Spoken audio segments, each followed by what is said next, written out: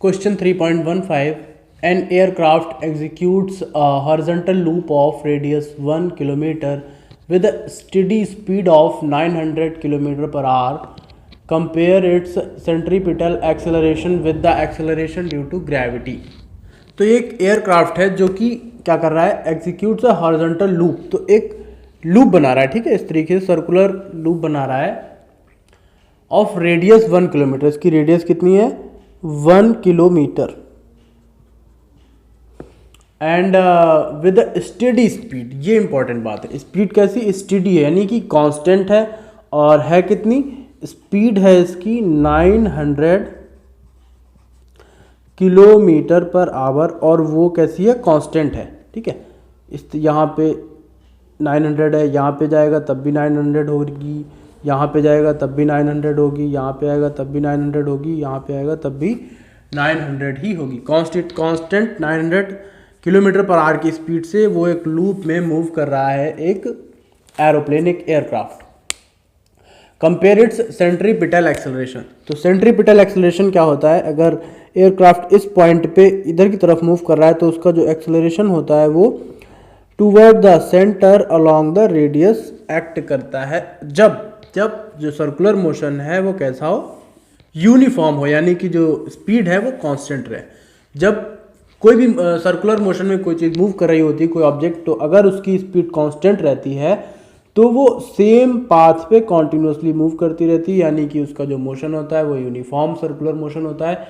और uniform circular motion में एक एक्सेलरेशन लगता है टूवर्ड द सेंटर, जिसको बोलते हैं सेंट्रीपिटल एक्सेलरेशन। उसी की बात यहाँ पे की जा रही है। ये सेंट्रीपिटल एक्सेलरेशन हो जाएगा, ठीक है, toward the center along the radius. हर जगह यहाँ पे होगा तो सेंट्रीपिटल एक्सेलरेशन इस तरफ हो जाएगा, ठीक है। और ये होता क्यों है, सिंस जो इसकी वेलोसिटी है एयरक्राफ्ट की वो कॉन्टिन्यूसली डायरेक्शन चेंज कर रही है, मैग्नीट्यूड सेम है बट डायरेक्शन चेंज हो रही है, इसीलिए एक्सेलरेशन है, जिसको हम सेंट्रीपिटल एक्सेलरेशन बोलते हैं। अब इसको कैलकुलेट कैसे करते हैं, इसके दो फॉर्मूले होते हैं, AC इक्वल्स टू v²/r और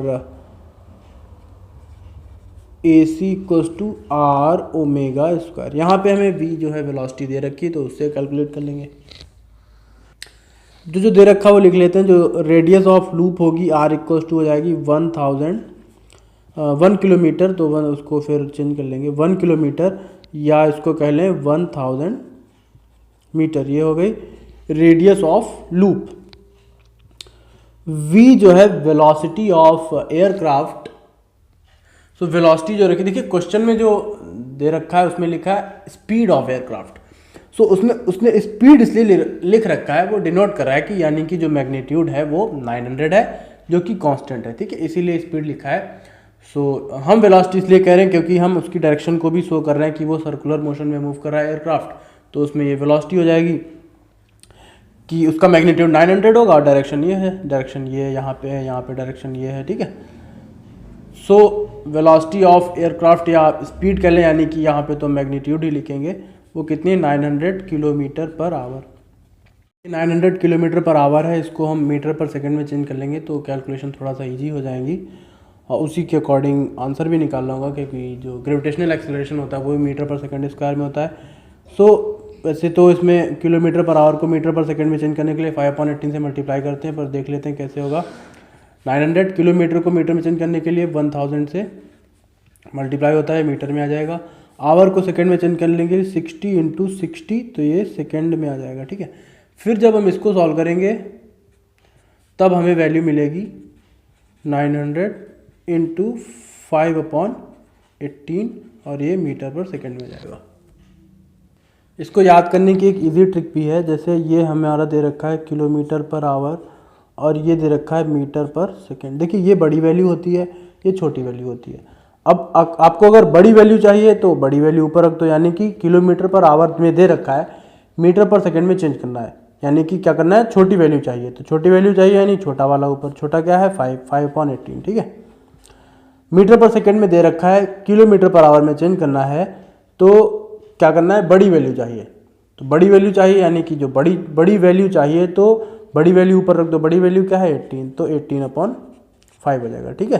तो यानी कि बड़ी वैल्यू चाहिए तो बड़ी वैल्यू ऊपर, छोटी वैल्यू चाहिए तो छोटी वैल्यू ऊपर।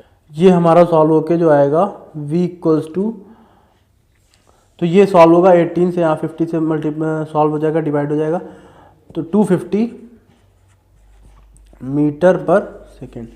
ये वेलोसिटी आ गई, ये रेडियस आ गई। अब ये जो सेंट्रीपिटल एक्सेलरेशन है उसको सॉल्व कर लेंगे। ए सी इक्वल्स टू होता है v स्क्वायर अपॉन आर, यानी कि 250 इंटू 250 अपॉन आर की वैल्यू है 1000।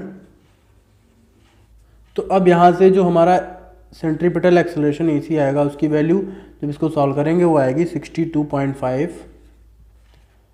मीटर, और इसकी यूनिट क्या होती है, मीटर पर सेकेंड स्क्वायर। ये तो हमारा सेंट्रीपिटल एक्सेलरेशन आ गया। अब इसको हमें कंपेयर करना है acceleration due to gravity G के साथ। एक्सेलरेशन ड्यू टू ग्रेविटी जो जी होता है, सभी को पता होगी, जी की वैल्यू होती है 9.8 मीटर पर सेकेंड स्क्वायर। अब जब इसको हम कंपेयर करेंगे तो लिख लेंगे ए सी अपॉन जी, और ए सी की वैल्यू दे रखी है 62.5 मीटर पर सेकेंड स्क्वायर, और जी की वैल्यू दे रखी है 9.8। ठीक है, यूनिट कैंसिल आउट हो जाएंगी, यहाँ पे भी है मीटर पर सेकेंड स्क्वायर और यहाँ पे भी हो जाएगा मीटर पर सेकेंड स्क्वायर, तो दोनों ही कैंसिल आउट हो जाएंगे, सिर्फ इसकी वैल्यू बचेगी।